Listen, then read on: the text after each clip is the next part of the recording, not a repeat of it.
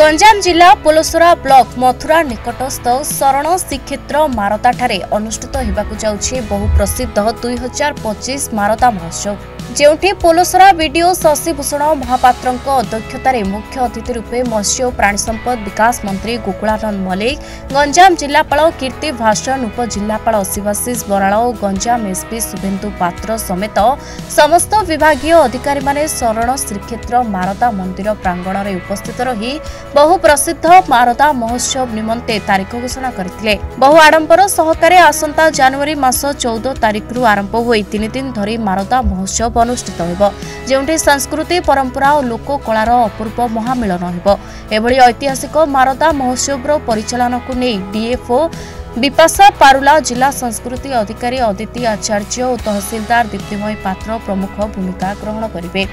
जिला प्रशासन पक्षर जोरदार प्रस्तुति कराजिबो बोली गणमाध्यम आगरे स्पष्ट सूचना रखिथिले मंत्री गोकुलानंद मल्लिक और जिलापाल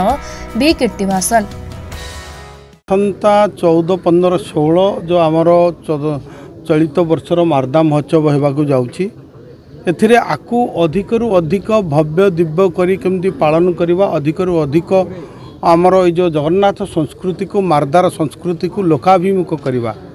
पाई आज जिला प्रशासन एटे एसपी कलेक्टर डीएफओ आमर सब कलेक्टर एडीएम तहसीलदार बीडीओ आईआईसी एवं समस्त लाइन डिपार्टमेंट को नहीं आज गोटे बैठक अनुष्ठित होती जो मारदा महोत्सव हम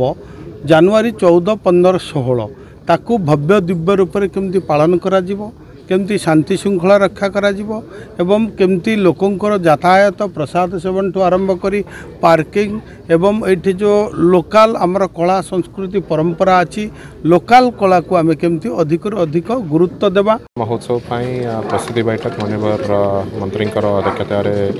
आयोजन होती जो समस्त विभाग अधिकारी मान उपस्थित थे एवं एसपी एवं टीम उपस्थित अच्छा आम पुंखानुपुंख भाव आम आलोचना करें